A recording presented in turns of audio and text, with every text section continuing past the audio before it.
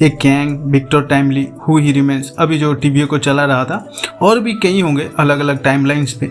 ये सब लोग आदमी तो एक ही है, लेकिन इनकी सोच अलग अलग है। और इन सारे वेरिएंट्स में एक बात कॉमन है कि ये लोग कभी मिलके काम नहीं करते, यानी पार्टनरशिप करना इनसे नहीं होता, खून में ही नहीं है, जिसके वजह से इनके बीच एक मल्टीवर्सल वॉर भी छिड़ जाता है जितने भी कैंग के वेरिएंट्स हैं उन सब में, और वो आपस में लड़ते रहते हैं। और आज की इस वीडियो में एक और वेरिएंट्स के बारे में जानेंगे जो सभी वेरिएंट से ताकतवर है और जिसको दुनिया कैंग द कॉन्करर के नाम से भी जानती है, और कैसे वो सभी को तबाह करने में तुला हुआ था और आगे उसको रोकने के लिए क्या कुछ किया गया और एंटमैन की क्या भूमिका रही थी। इन सब में सब कुछ जानेंगे आज की इस वीडियो में। टाइम डकैती के बाद लैंग भाई साहब वही अपनी सुपर हीरो वाली पुरानी जिंदगी में वापस आ गए, मगर यहाँ पे एक छोटा सा बदलाव भी आया है कि अब उसको हर कोई जानता है उसने दुनिया बचाने के लिए क्या कुछ किया है। मगर ओवरऑल आप जब उसकी परिस्थिति और उसके इमोशन को समझते हो तो पता चलता है कि दुनिया बचाने के बाद भी वो इज्जत नहीं मिल पाया जिसको कहीं ना कहीं वो डिजर्व करता भी है, जितना उसने एफर्ट करा है। मगर यहाँ पे उसकी फैमिली तक उसको इज्जत नहीं करती, बाकी लोगों को तो छोड़ ही दो। जब लैंग 5 साल के लिए नहीं था तो उसकी बेटी काफी कुछ सीख गई थी अपने फैमिली से और वो काफी इंटरेस्ट ले रही थी क्वांटम रियल के बारे में जानने के लिए, जिसके लिए उसने एक चीज बनाई जिससे कि क्वांटम रियल से कनेक्शन बन सके।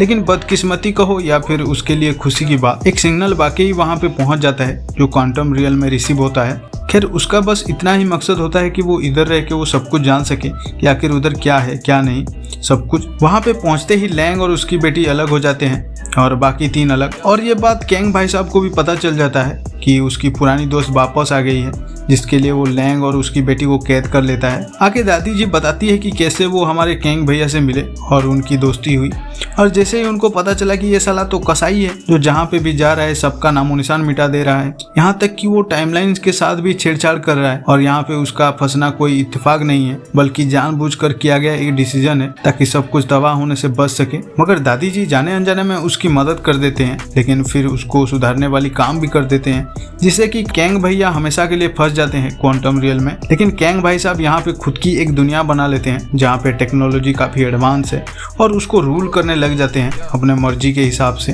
लेकिन वो जो दुनिया जीतने का भूत अभी भी उसके सर पर सवार था, जिसमें कि हमें पता चलता है कि आखिर कैसे वो यहाँ पे फंसा है। और वो बताता है कि उसकी यही कॉन्करर वाली आदत को उसके बाकी वेरिएंट डरते थे, जिसके वजह से उन्होंने उसको बेदखल कर दिया है पूरे टाइमलाइन से। और फिर से उसका जाना बहुत जरूरी है उसके लिए, जिसके लिए उसको वो कोर इंजन चाहिए। आगे कैंग भैया बताते हैं कि कैसे उनके सारे वेरिएंट्स आपस में ही लड़ते हैं, जिससे कि सारी टाइमलाइन आपस में ही टकरा रही है, जिसको देखने के बाद कैंग बाबू खुद ही खड़े हो गए बाकी वेरिएंट्स के बैंड बजाने के लिए। मगर यहाँ पे प्रॉब्लम ये नहीं है कि उसके किसी वेरिएंट्स को मार देगा और वहाँ पे बात खत्म हो जाएगा, और उसके साथ जो कुछ भी उन्होंने किया है उसके वजह से वो उन्हें समय चक्र से ही गायब करने की बात करता है। यहाँ पे वो सारी टाइमलाइंस को मिटाने की बात कर रहा है जिसमें भी उसके वेरिएंट्स हैं, लेकिन यहाँ पे वो बस अपने वेरिएंट्स को कैसे हराएगा उसके बारे में ही सोच रहा है। लेकिन वेरिएंट्स के साथ साथ जितने भी उस टाइमलाइन में लोग होंगे उनकी परवाह उसको रत्ती भर भी नहीं है, और उसे जो बेदखल किया गया है उसी बदले की आस में वो जंग छेड़ देता है सभी पे। मगर वो बदले की आस में भूल जाता है कि कहीं ना कहीं उसने भी सभी पे जुल्म किया है, और यहाँ के लोगों के अंदर वो लड़ने का जोश भी है जिसको बस एक छोटे से चिंगारी की दरकार है। और ऐसा ही होता है और सब टूट पड़ते हैं कैंग के आर्मी के ऊपर जब वो भागने की कोशिश कर रहा होता है। कैंग भैया कितने खतरनाक है इनको पता नहीं होता और सबको यूं गायब कर देता है, यहाँ तक कि एंटमैन को पीट पीट के हाल बेहाल कर देता है। लेकिन क्या फ़ायदा भाई इतने ताकतवर होने का जब आप चींटी से ही हार जाओ।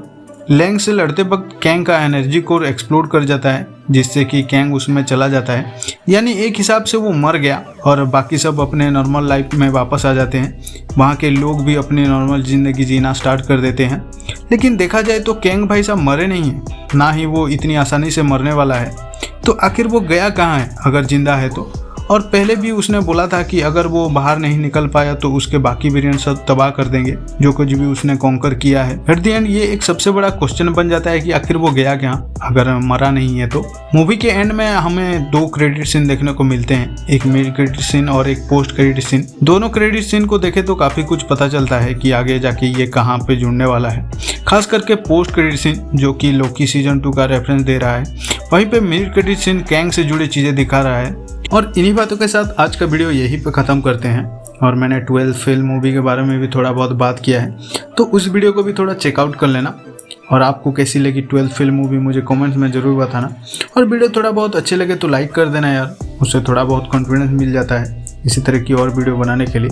आशा करता हूँ आपको ये वीडियो अच्छी लगी होगी। बहुत बहुत धन्यवाद।